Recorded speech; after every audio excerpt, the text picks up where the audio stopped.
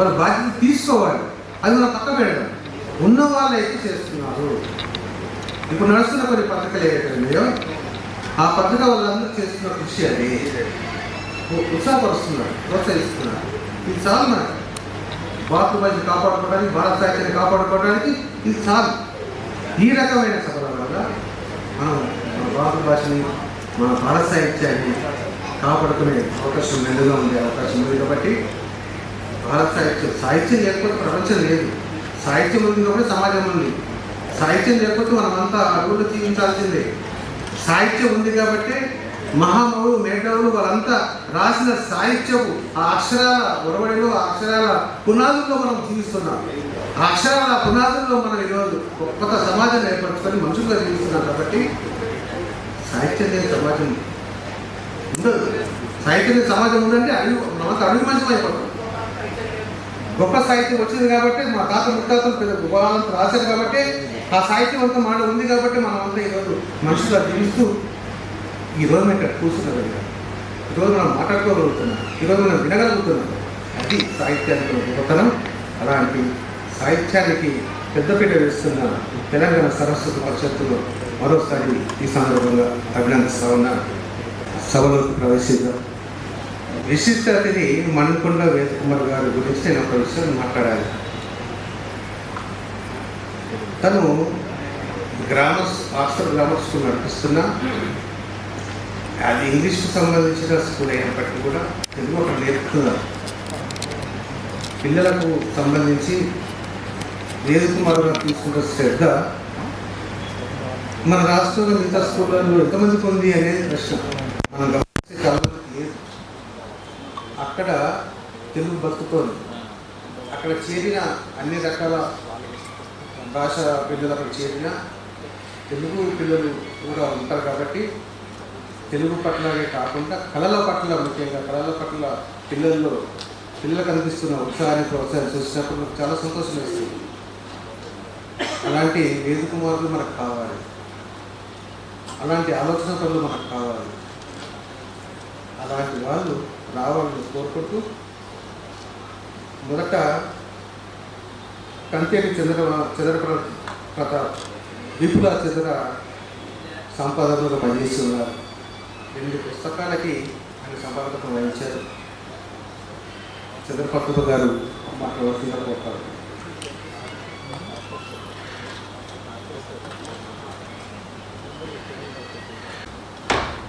యాక్చువల్గా ఈ రామకృష్ణ గారు, మరి మన చొక్కాపు వెంకటరమణ గారు, వీళ్ళలాగా నేను రెగ్యులర్ రైటర్కి కాదు.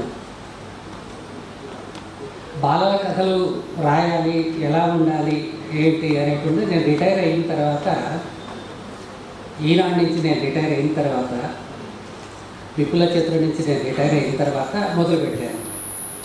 ఒక ఏడాదిలోనే ఒక 100 కథలు పైగా రాయటం జరిగింది.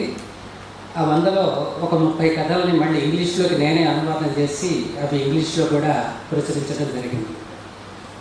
అయితే బాలల కథలకి సంబంధించి నాకు కొన్ని పత్రికా సంపాదకుల మీద కొన్ని ఆరోపణలు ఉన్నాయి.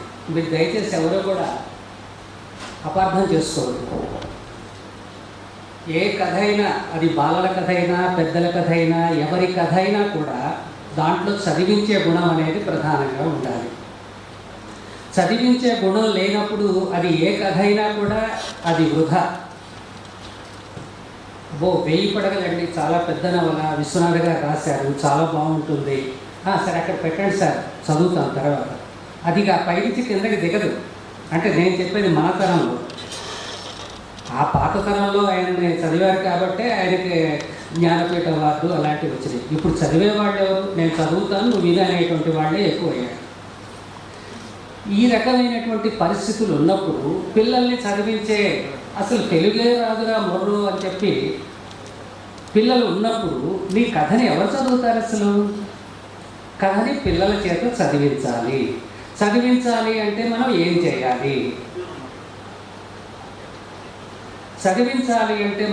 చేయాలి? దానికి కొన్ని పద్ధతులు ఉన్నాయి. ఏమిటా పద్ధతులు అంటే, మీరు నన్ను క్షమించాలి. వాస్తవానికి నేనేమీ ప్రిపేర్ అయ్యి రాలేదు. అసలు ప్రిపేర్ అయ్యి వెళ్ళటం చేతగాని కూడా రాదు. చాలామంది చాలా ప్రిపేర్ అయ్యి మీటింగ్లకు వెళ్తారు, నాకు అది చేత కాదు. చదివించాలి అని చెప్పి అంటే ఏ కథలో ఏముండాలి? ఒక బాలుడు బయలుదేరి అట్లా వెళ్తున్నాడు. అక్కడ చెట్టు కింద ఒక ముసలమ్మ పడుకుని ఉంది. వీడు చాలా కొంటె పిల్లవాడు, ఈ వెళ్ళేవాడు. ముసలమ్మ పడుకునేసరికి ఆ ముసలమ్మని ఏడిపించాలి అనే ఉద్దేశంతో ఆవిడ సంచిలోంచి, ఆవిడ పడుకుని తల కింద సంచి పెట్టుకుని చెట్టు కింద పడుకుంది ఒక ముసలమ్మ.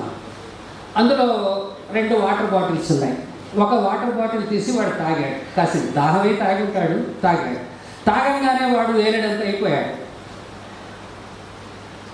వేరేడంత అవ్వగానే వాడు ఏంట్రా ఇట్లా అయిపోయాను అనగానే ఈ ముసలమ్మ అమాంతంగా లేచి వాడిని బ్యాగులో వేసుకుని వెళ్ళిపోయింది. ఈ తర్వాత ఏమైంది? ఈ పిల్లవాడు ఆ ముసలమ్మ బారి నుంచి బయటపడ్డా? ఆ ముసలమ్మ ఒక మంత్రాల గదం మాయ అంటారు కదా, మంత్రగత్తె. ఏం జరిగింది ఆ తర్వాత అనేటువంటిది మనకి ఆసక్తి కలిగించే అంశం. ఆ తర్వాత వీడు ఎట్లా వెళ్ళాడు, ఎలా చేశాడు, ఎలా బయటపడ్డాడు, ఇదంతా మన కథ. ఈ పిల్లవాడి మొదటి వాక్యం, ఈ 2 వాక్యాల్లోనే కథ హుక్. ఆ హుక్ దగ్గర మనం తగిలిస్తే వాడు ఎలా జరిగాడు, ఎలా బయటపడ్డాడు అనేది పిల్లవాడు చదువుతాడు. మనం అలా కాకుండా ఒక నీతి, ఎవరి దగ్గర దొంగతనం చేయకూడదు అని ఒక కథను పెట్టుకుని, ఒక నీతిని పట్టుకుని, ఆ నీతితోటి ఏదో నాలాంటి వాడు చంద్రప్రతాప్ అనేవాడు స్కూల్కి వెళ్ళాడు. పక్కన వేదకుమారి గారి జేబులోంచి పెన్సిల్ కొట్టేశాడు. పెన్సిల్ కొట్టేసేసరికి పక్కన ఈ మేడం గారు లాంటి ఆవిడ చూసి వెంటనే హెడ్ మాస్టర్కి ఫిర్యాదు చేసింది. ఫిర్యాదు చేస్తే హెడ్ మాస్టర్ పిలిచి, తప్పురా, నువ్వు దొంగతనాలు చేయకూడదు, దొంగతనాలు చేస్తే నీ లైఫ్ కథం అయిపోతుంది అని చెప్పి మాస్టారు 2 వాయించో 2 దబాయించో ఏదో చేస్తే, సరే మాస్టర్ తప్పైపోయింది, ఇంకెప్పుడు దొంగతనాలు చేయను, కాబట్టి దొంగతనము చేయరాదు. ఇది మన కథకి నీతి. చాలా కథల్లో నేను గమనిస్తున్నవి ఇలాంటివి వస్తున్నాయి. ఎందుకంటే వాడికి నీతి చెప్పాలి. మన ఇంటెన్షన్ నీతి నీతి అని కూర్చున్నప్పుడు అసలు నీ చదవటానికే ఎవడు సిద్ధంగా లేనప్పుడు ఈ నీతులు అని కూర్చోవద్దు. ఆ కథలో బహుశా కొంతమంది ఏమంటారంటే, కొంతమంది సంపాదకులు, అంటే వీళ్ళెవరు కాదు, కొంతమంది సంపాదకులు నాకు తెలుసు, అదేంటి మంత్రగత్యం ఉండటం ఏంటి, ఆడు ఏడుంతా ఎలా అయిపోతాడు, ట్రాష్, ఇలాంటివన్నీ చెప్పి పిల్లవాళ్ళ మనస్సుని చెడగొట్టద్దు, పిల్లవాళ్ళని పాడు చేయొద్దు, వాళ్ళకి మూఢనమ్మకాలు నేర్పద్దు. మంత్రగత్యం ఏమిటి నా బొంద, విచ్. మరి విచ్చిలందరూ ఇంగ్లీష్ కథల్లో ఉన్నారు కదా. ఆవిడెవరో ఉంది కదా, ఆవిడ పేరేంటి మర్చిపోయాను, హ్యారీ పాటర్. హ్యారీ పాటర్ రచయిత్రి రాసింది కదా. మరి వాళ్ళ పుస్తకాలు బెస్ట్ సెల్లర్స్ అవుతున్నాయి కదా. మరి అంటే పిల్లలకి కావాల్సింది మీరు నీతులు నిజాయితీలు చెప్పండి, కాదని నేను అనట్లే. కథని లోపలికి తీసుకెళ్ళాలి. మీరు ముందు ఆ కథను లోపలికి తీసుకెళ్ళాలి అని చెప్పి అంటే కథలో ఏదో ఒక హుక్ అనేది ఒకటి ఉండాలి. ఆ తర్వాత ప్రతి చోట ఒక ట్విస్ట్ ఉండాలి. ఆ ట్విస్ట్ ఉన్నప్పుడే కథ రాణిస్తుంది, చదివిస్తుంది. మనం చిన్నప్పుడు అందరం, ఇక్కడ అందరూ ఎవరు బాలలు ఎవరు, అందరూ మన పెద్దవాళ్ళవి కాబట్టి మన చిన్నప్పుడు బాలమిత్రుల చందమామలు అతిగా చదివేవాళ్ళం. ఎంత అతిగా చదివేవాళ్ళం అంటే అవి లేకుండా మనం బతకలేము అన్నంతగా చదివాము. అలా చదివినటువంటి వాళ్ళే ఇవాళ రచయితలంతా అయ్యారు, ఎడిటర్లు అయ్యారు, నాతో సహా. అది మనకక్కడ అందులో చాలా దెయ్యాల కథలు, భూతాల కథలు, విక్రమార్కుడి కథలు, కొటవటి కంటి కుటుంబరావు రాసేవారు బేతాళ కథలు. దాంట్లో ఒక ట్విస్ట్ పెట్టి రాసేవాడు ఆయన. దానికి సమాధానం ఏంటో చెప్పంగానే, విక్రమార్కుడు చెప్పంగానే అది ఆ పైన పారాగ్రాఫ్ అందరికీ గుర్తుంటుంది. పట్టు వదలని విక్రమార్కుడు చెట్టు వద్దకు తిరిగి వెళ్ళి చెట్టుపై నుంచి శవాన్ని దించి భుజాన వేసుకుని శ్మశానం వైపు నడవసాగాడు. అంతలో శవంలోని భేతాళుడు, నాయన విక్రమార్క, నీ పట్టుదల చూస్తుంటే ఫలానా సమ్మెట ఉమాదేవి గారి పట్టుదల కంటే గొప్పగా ఉంది అని చెప్పి అంటారు. ఎవరు నాయన ఆ సమ్మెట ఉమాదేవి ఏమైంది అని చెప్పి వీడు అడగడు, విక్రమార్కుడు అడగడు, ఎందుకంటే మాట్లాడితే వీడు ఎగిరిపోతాడు కాబట్టి తెలుసు కాబట్టి. అప్పుడు ఆవిడ గురించి ఒక కథ చెప్పి చివరిలో ఒక ట్విస్ట్ లాగా ఒక క్వశ్చన్ ఇస్తాడు. ఆ క్వశ్చన్కి సమాధానం అన్నమాట. ఇవన్నీ కూడా కొడవటి గంటి కుటుంబరావు గారు రాసినటువంటి కథలు.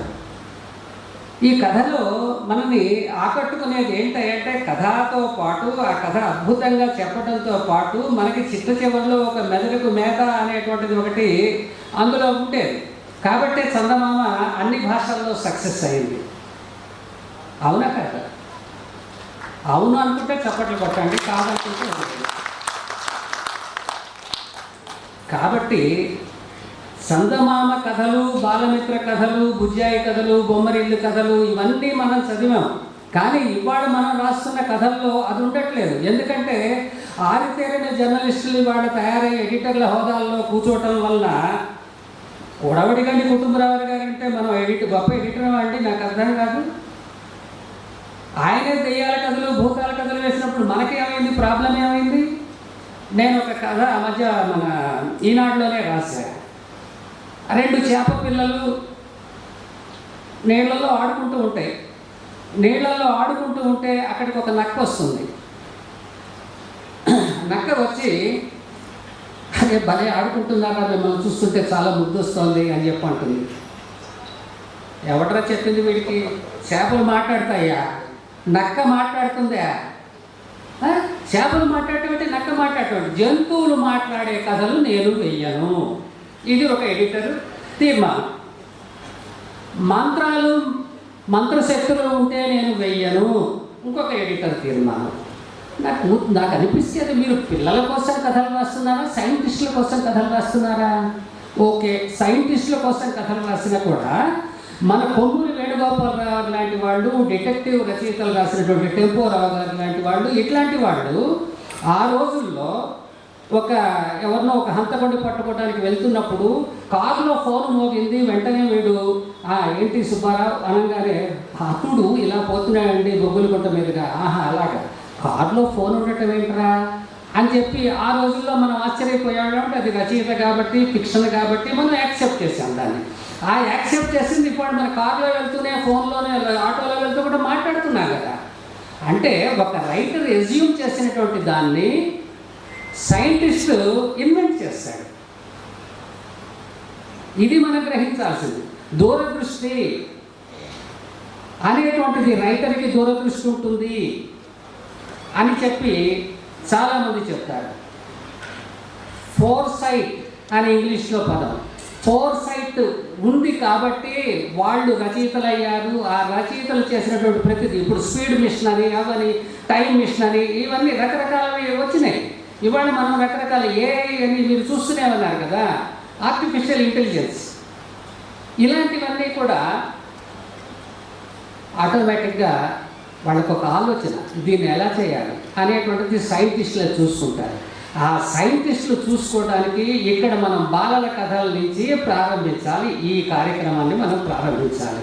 ఇది చేసేటప్పుడు మనకున్నటువంటి అజంప్షన్స్, మనకున్నటువంటి ఏది, నేను ఒక కమ్యూనిస్ట్ని, నేను కమ్యూనిస్ట్ ఎడిటర్ని, లేకపోతే నేను ఒక ఫలానా ఆ బ్యాచ్కి చెందినటువంటి వాడిని, లేకపోతే నేను ఫలానా ఈ బ్యాచ్కి చెందినటువంటి వాడిని, నేను నాస్తికుడిని. నాస్తికుడు అయ్యాక రాముడు ఆయన ఎవరు, ఆయనకి ప్రత్యక్షమైనటువంటి, తానిషాకి ప్రత్యక్షమైనటువంటి అసహ్యాలు అయితే వీళ్ళైతే రామదాస్ కావాలి. అన్ని పాటలు పాడాడు కాబట్టి, అన్ని దెబ్బలు తిన్నాడు కాబట్టి, ఇదంతా తీసేయండి దీన్ని అని చెప్పి ఇలాంటి వక్రపు ఆలోచనలతోటి మనం ఎడిటర్ పీఠం మీద కూర్చోకూడదు.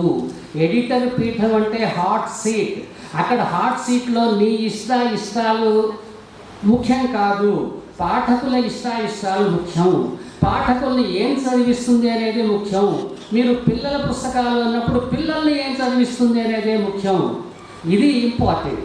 పాఠకులు, పిల్లలు అంటే మన బాలల సాహిత్యం గురించి మాట్లాడుకుంటున్నాం కాబట్టి. నేను విపులాచేతన ఎడిటర్గా ఉన్నప్పుడు కూడా చాలా మా సహచరులకి చెప్పేవాడిని. ఏమని చెప్పేవాడిని అంటే, ఒక కథ నీకు వచ్చింది, నీ టేబుల్ మీదకి వచ్చింది, ఎవరో అనువాదం చేసి ఎవరో రాస్తారు, పంపిస్తారు.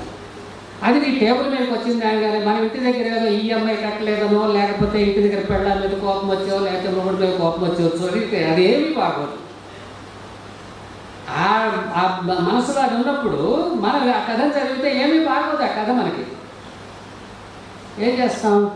అయితే సరే, ఆయన మొపాస అయినా అంతే, సోమర్సెట్ మామ అయినా అంతే, లేకపోతే వాళ్ళ మామ అయినా అంతే, మనకి నచ్చదు అది. నేను చెప్పా, మీకు ఏదైనా సందేహం, మీకు ఏమన్నా ఇబ్బంది ఉన్నప్పుడు మీరు కథలు చదివి సెలక్షన్ చేయకండి. మీరు అప్పుడు కథలు చదివి సెలక్షన్ చేస్తే రైటర్లకి, పాఠకులకి అన్యాయం జరుగుతుంది. సోమర్సెట్ మామ లాంటి వాడు, గైడి మపాస లాంటి వాడు రాసిన కథ నీ టేబుల్ మీదకి వచ్చిందంటే ఉరికే వచ్చిందా? వాళ్ళు ప్రపంచ కథకత్రయం, వాళ్ళు ప్రపంచ కథకత్రయం. ఆ ముగ్గురు వాళ్ళ కథ మీ టేబుల్ మీదకి వచ్చిందంటే నువ్వు దానికి అర్థం కాలేదు నీకంటే అది నీ దగ్గర ఉన్నటువంటి లోపం. మనకు అంత స్థాయి లేదని దాని అర్థం. మీకు అర్థం కాకపోయినా పాఠకులకు అర్థం అవుతుంది. సేమ్ అలాగే సాదత్ హసన్ మంటో కథలు. కాబట్టి అమ్మ లేదా అయ్యా, మీరు మీ మనసు కాబట్టి కాసేపు కూర్చోండి, నేనేమనను. మీ మనసు కాబట్టి కాసేపు కూర్చోండి, కాసేపు రిలాక్స్ అవ్వండి. రిలాక్స్ అయ్యాక చదవండి. ఈలోగా ఏమన్నా మనకి క్లరికల్ వర్క్లు ఉంటాయి కదా, ఎన్ని కథలు వచ్చినాయి, ఎన్ని కథలు పోయినాయి, ఎన్ని వేసాము, ఇవన్నీ ఉంటాయి కదా, అవి చూసుకోండి పని. ఈలోగా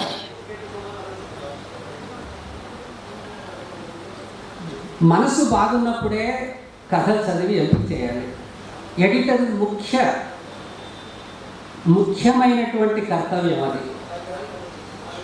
మనకి రకరకాల ఆలోచనలు, మనకి రకరకాల ఒత్తిడులు, రకరకాల సమస్యలు ఉన్నప్పుడు నువ్వు ఆ కథను చదివితే నీకు ఆ కథ ఏమీ నచ్చదు. ఇది నేను వ్యక్తిగతంగా అనుభవంతో చెప్తున్నటువంటి మాట. రెండవది, నీ ఇష్టము అయిష్టము కాదు. నేను ఇప్పుడు శ్రీకృష్ణ శతకం పుస్తకం విడుదల చేశాను. అవి మొత్తం ఆటవెలది పద్యాలు, ఆటవెలదో తేటగీతి పద్యాలు అనుకుంటా. ఇప్పుడు మహేశ్వర శతకం రాస్తున్నాను. అది మా అమ్మగారి గురించి రాస్తున్నాను. అమ్మగారు మొన్ననే పోయారు కాబట్టి మనకి ఇది కూడా వచ్చింది. అసలు అది ముందే లేదనుకోండి. కాబట్టి కంద పద్యాలు నేను ఈనాడులో కూర్చుని ఎడిటర్గా, విపులా చిత్ర ఎడిటర్గా కంద పద్యాలు రాస్తానంటే రామోజీరావు 4 తన్ని పంపిస్తాడు. నాకు కంద పద్యాలు ఇష్టము అంటే ఎందుకంటే నీకున్న దురద మాకు పెట్టావు ఎందుకంటారు. కంద అంటే దురద కదండి, సాహిత్యం కూడా ఒక దురదే. లేకపోతే మీరంతా ఎందుకు వస్తారు ఇక్కడికి, మేమంతా ఇక్కడికి ఎందుకు వస్తాం? కాబట్టి కంద పద్యాల గురించి రాయినా 100 పద్యాలు రాసినా ఇప్పటికి 500 పద్యాలు రాశాను నేను. 500 పద్యాలు నా వృత్తి నుంచి నేను విరమించుకున్నాక, నేను సొంతంగా ఖాళీగా ఉన్నప్పుడు నేను రాస్తున్నా. నీ పని విపులకి చతురకి కథలు ఎంపిక చేయడం, నవలను ఎంపిక చేయటం కదా. అంటే నేను అప్పుడు కూర్చుని ఏదో కుమార సంభవంలోనో లేకపోతే ఇంకో దాంట్లోనో పద్యాలు చదువుకుంటూ చేస్తే కాదు కదా. అంటే ఇక్కడ నేను చెప్పదలుచుకున్నటువంటి విషయం ఏంటంటే, నేను ప్రలాంగ్ అయితే మీరు చెప్పండి అంటే నేను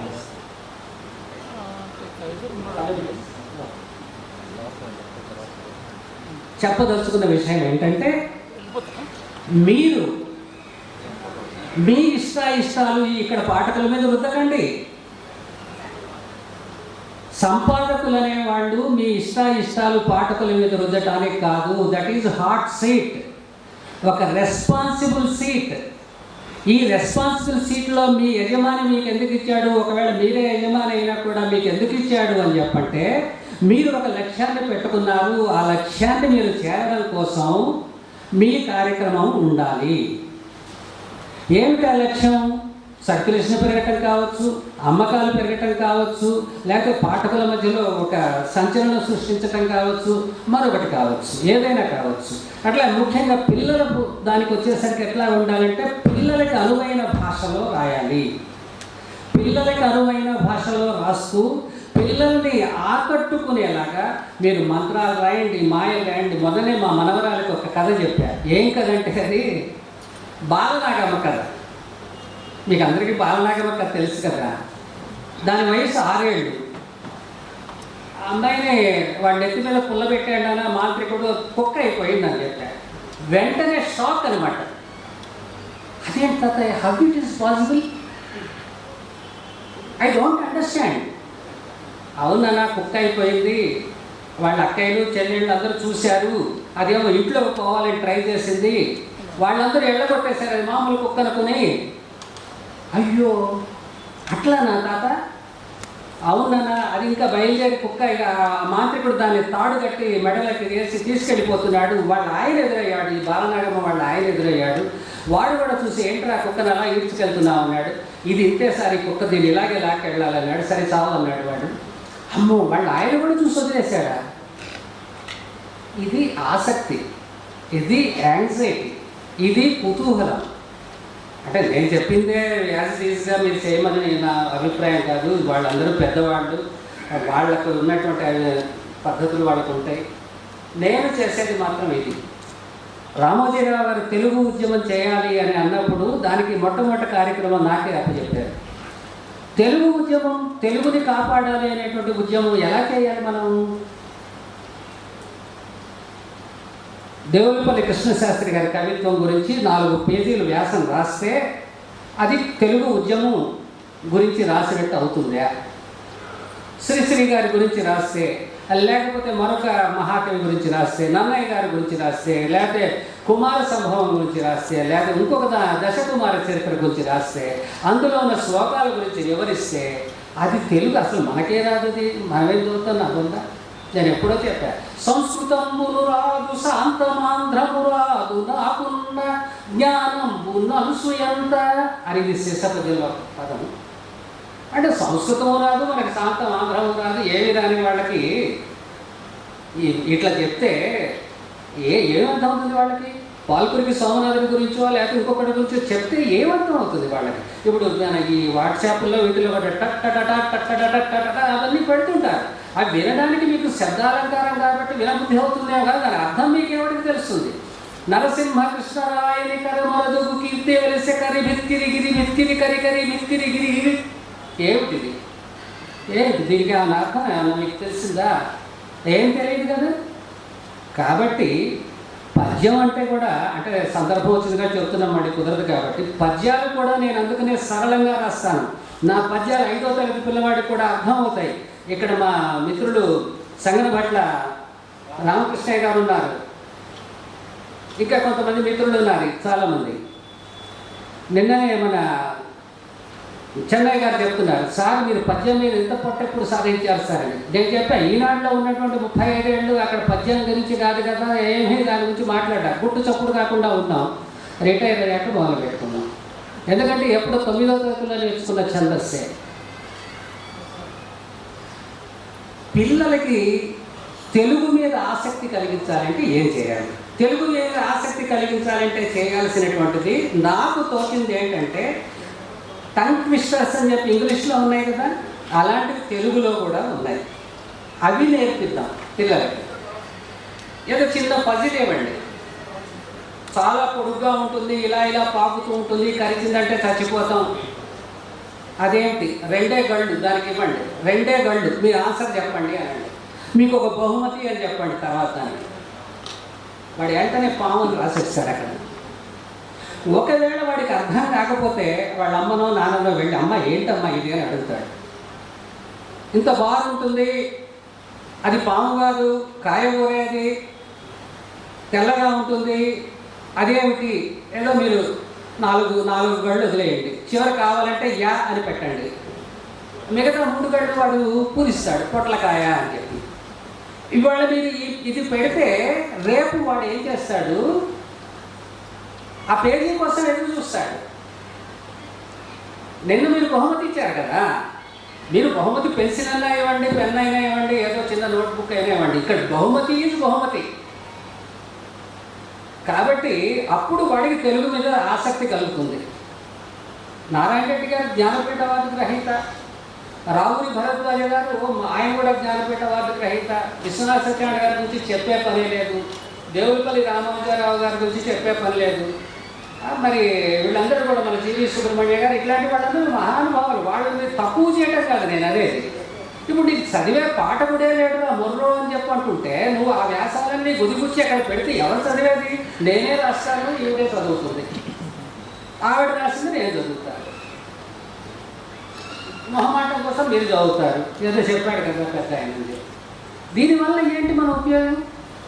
కాబట్టి పిల్లల్ని చిన్నతనం నుంచి తెలుగు మీదకి ఆసక్తి కలిగించేలాగా మనం ప్రయత్నం చేయాలి అని చెప్పంటే బాలల పత్రికలు ఎలా ఉండాలి, సెకండ్ తెలుగు ఆసక్తి కలగాలి అని చెప్పంటే ఎలా చేయాలి, ఇవి మనం పాఠకులుగా ముందు కూర్చుని ఆలోచించి ఇది మనకు ఆసక్తి కలిగిస్తుందా లేదా, పాఠకుడికి ఆసక్తి కలిగిస్తుందా లేదా, ఇది ప్రధానం.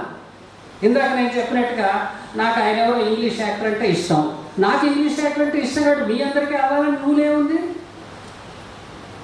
పాఠకుడికి అవుతుందా లేదా, పిల్లవాడికి అవుతుందా లేదా, ఇది చూడాల్సింది.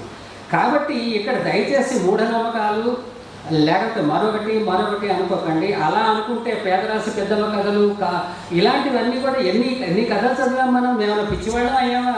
మీరు అవ్వలేదు, మేము అవ్వలేదు, మేము ఎడిటర్లు కూడా అయ్యాము, మీరు పాఠకులు అయ్యారు, బ్రహ్మాండంగా రాస్తున్నారు. ఏమైంది? మనం అన్ని దెయ్యాల కథలు చదివినంత మాత్రం దెయ్యంలాగా ఆ డ్రెస్ వేస్తే మనమేం తిరగట్లేదు కదా, మనమేం మెంటల్ ఏం మనకి రాలేదు కదా. నువ్వెవరైనా దాన్ని డిసైడ్ చేయడానికి ఇవి ఉండకూడదు, it is against to science. Who says against to science అంటే మరి మీకు బ్రిటిష్లో వచ్చినటువంటి కథల సంగతి ఏంటి, అమెరికన్లో వచ్చే కథలేంటి, మరి వేరే వేరే భాషల్లో వస్తున్నటువంటి కథలేంటి, ఇవన్నీ ఆలోచించండి. రవీంద్రనాథ్ ఠాగూర్ గారు రాశారు కథలు, మీరు చదివారో లేదో నాకు తెలియదు, కానీ రవీంద్రనాథ్ ఠాగూర్ రాసిన కథల్లో చాలా అన్నీ ఇవి దాన్ని ఏమంటారు, మన మనస్సుకి ఆలోచనకి మెదడుకి పదులు పెట్టే కథలు అన్నమాట. కాబట్టి ఆపేస్తా. కాబట్టి దయచేసి సంపాదకుల సీట్లో ఉన్నవాళ్ళు ఆ బాధ్యతని పరిపూర్ణంగా అది ఒక యజ్ఞంలాగా దాన్ని చేసినప్పుడే